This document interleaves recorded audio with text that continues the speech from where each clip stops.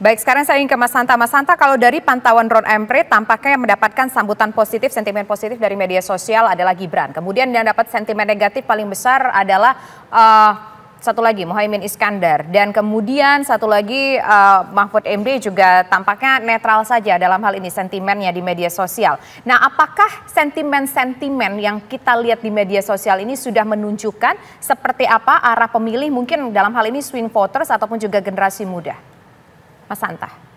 Ya, Tisa, memang percakapan di media sosial ini menjadi di era digitalisasi sekarang ini menjadi lapangan pertarungan baru di pertarungan elektoral kita, dan itu mempengaruhi persepsi publik. Dan saya kira dari beberapa aspek yang akan menjadi mempengaruhi persepsi publik ini menjadi salah satu. Tetapi memang kalau kita bicara tadi tentang isunya tadi, Mas Gibran ini diuntungkan karena dia berangkat dari titik yang tidak terlalu tinggi, di mana tadi seperti disampaikan datanya orang justru meragukan kompetensinya dan seterusnya. Tetapi kemudian setelah debat berlangsung itu bisa berbalik. Saya kira karena ada catatan saya karena 3 hal ya, memang sulit kalau kita cermati, sulit untuk tidak mengatakan debat Cawapres ini menjadi ajang pertunjukan bagi Mas Gibran untuk menunjukkan menjawab keraguan publik. Satu, dari sisi narasi, selama ini Mas Gibran kesannya di dalam publik secara impresi publik ya, kesan yang ditangkap sekilas oleh publik kan sering narasinya pendek. Nah, ketika debat berlangsung dia menyampaikan pemikirannya relatif panjang. Itu sesuatu yang baru saya kira, yang sesuai dengan temanya. Bahkan Prof. Mahfud betul punya pengalaman panjang, tetapi bukan di bidangnya, bicara APBD, APBN misalnya, ekonomi kreatif dan seterusnya. Pak Mahfud lebih berpengalaman di bidang hukum dan pemberantasan korupsi misalnya. Begitu juga ada Pak Gus Muhaimin yang kenal tokoh NU dan seterusnya. Itu satu narasi. Yang kedua, artikulasi. Ini juga memberikan semacam kejutan kepada publik. Ternyata Mas Gibran relatif bisa mengartikulasikan secara komunikatif ide-idenya, apa yang disampaikan. Dan yang ketiga, emosi. Emosinya relatif stabil ketika merespon jawaban dan seterusnya. Nah, 3 kata kunci narasi, artikulasi, dan emosi ini kemudian impresi publik, kesan yang ditangkapkan membentuk persepsi. Nah, persepsinya kan menjadi positif. Nah, semua yang disampaikan oleh Mas Gibran itu relatif positif menurut saya, kecuali yang pertanyaan tentang SGIE itu saja. Kalau menurut saya itu yang tidak perlu ya, karena itu belum tentu efektif untuk meningkatkan citra positif Mas Gibran. Nah, di titik ini maka saya kira persepsi positif ini menjadi modal. Saya kembali ke pertanyaan Tisa tadi, apakah ini akan mempengaruhi pilihan publik yang disasar di dalam perdebatan, dalam membangun sentimen di media sosial itu kan membentuk persepsi tadi. Nah, apakah ini mampu menggait atau menarik pemilih undecided yang belum mempunyai pilihan atau swing voters yang masih ragu? Itu memang kalau kita perhatikan pengaruh debat tidak terlalu besar, Tisa. Di dalam pemilu-pemilu kita, kalau kami melakukan studi terhadap survei-survei sebelumnya, maksimal 5% pergeseran-pergeseran itu. Nah, tetapi modal persepsi ini menjadi positif kalau bisa dikapitalisasi. Kalau ditanya apakah debat ini bisa menggeser pemilih secara signifikan, belum tentu. Isu yang meledak atau ada blunder politik yang dahsyat itu jauh mungkin bisa ya. Jadi kalau ditanya apakah debat ini secara seketika akan bisa merubah peta konstelasi, agak sulit. Tapi kalau mungkin mendongkrak susah, tapi menggerus ada potensi kalau kemudian ada blunder-blunder politik yang dialami oleh kandidat dalam debat-debat itu.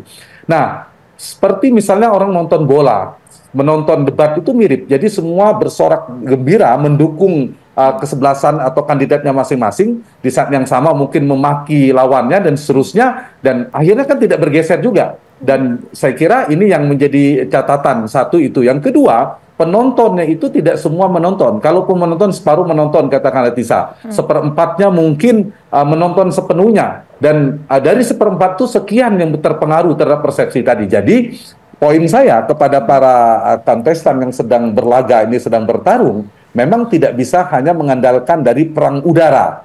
Tapi ada 3 faktor yang sekarang ini paling tidak saya lihat ya. Ada satu faktor Jokowi, bagaimana Jokowi menjaga approval ratingnya, tingkat kepuasannya, dan juga menggeser loyalisnya. Yang kedua adalah fase sosialisasi atau kampanye darat yang saat ini sedang berlangsung. Nah, yang ketiga yang sedang kita bahas ada perang di udara. Nah, perang di udara ini saya kira menjadi semacam titik tolak saja untuk membangun persepsi. Apakah ini bisa menjadi andalan untuk menggeser peta konstelasi? Belum tentu.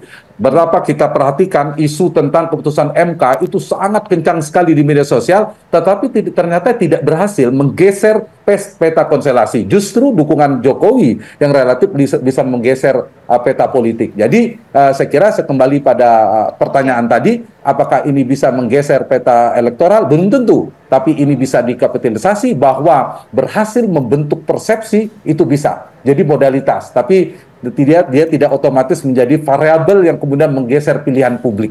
Mas Hanta, kok tadi kan Mas Hanta menyebutkan bahwa debat cawapres itu persentasenya 5% lah ya pengaruhnya yang untuk tingkat keterpilihan.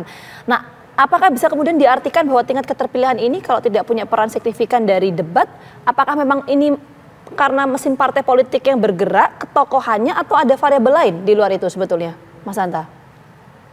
Iya, nah sebelum ke sana begini, saya mau melanjutkan data tadi ya, bahwa ini memang terlihat Mas Gibran ini relatif menyiapkan debat lebih matang ya. Mungkin Prof. Mahfud dan Gus Muhaimin sudah berpengalaman sehingga menganggap tidak menjadi ringan, mungkin enteng lah, sudah biasa debat. Tapi paling tidak Gibran memiliki keuntungan politik dari debat cawapres kemarin, itu berhasil membalikkan persepsi negatif kepada dirinya, dan tadi terekam dalam sentimen di media sosial, dianggap kurang kompeten, kemudian tidak bisa debat, tidak akan, justru persepsinya sekarang kan berbalik, dianggap pemenang debat, menjadi ajang pembuktian bagi Gibran dan seterusnya.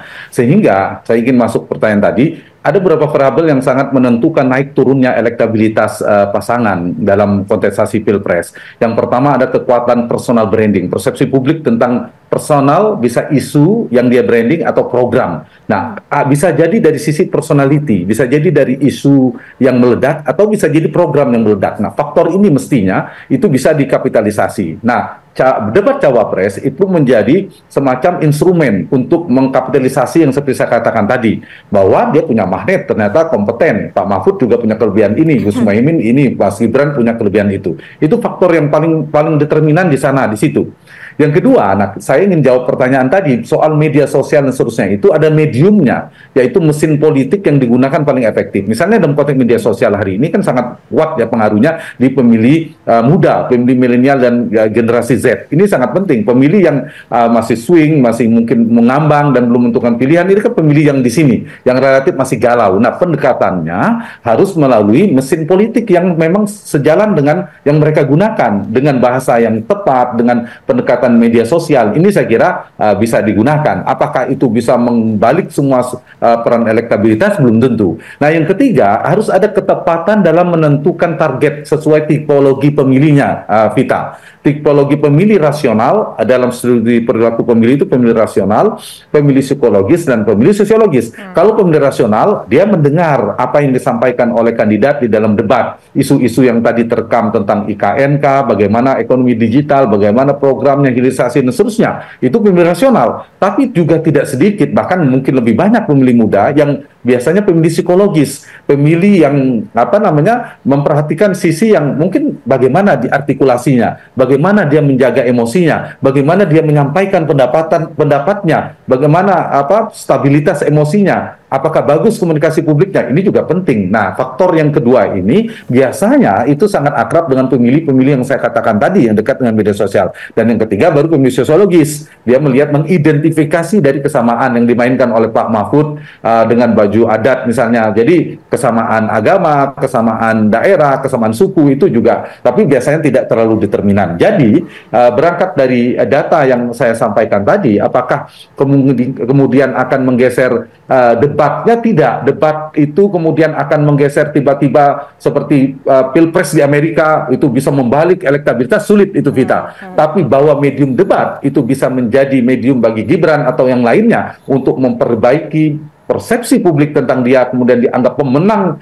debat, itu bisa dikapitalisasi, dianggap. Dan untuk mengukurnya nanti di survei ya, bagaimana nanti survei 1 minggu 2 minggu kemudian, apakah ada pergerakan. Nah, terakhir seperti pertanyaan Vita tadi, sebenarnya faktor apa? Per hari ini saya membongkar melihat data-data survei pergerakan di 3 sampai 4 bulan terakhir, faktor apa sih variabel yang paling tiba-tiba menaikkan peta konstelasi kita ini di bagian akhir saya ingin mengatakan apakah faktor debat di media sosial sebelumnya ada isu tentang keputusan MK politik dinasti, ternyata tidak.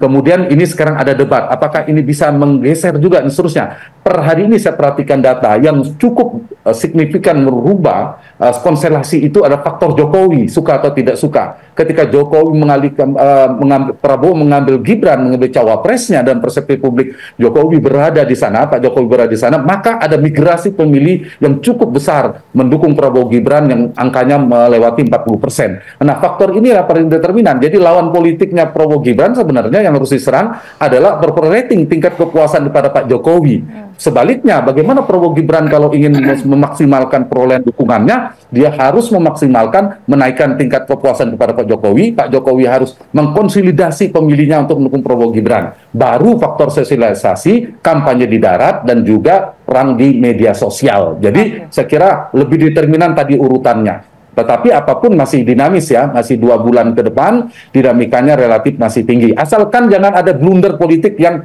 pengaruhnya dahsyat, itu bisa menggerus. Atau ada isu yang juga meledak, bisa meningkatkan elektabilitas. Sepanjang itu, landai-landai saja dugaan saya elektabilitasnya.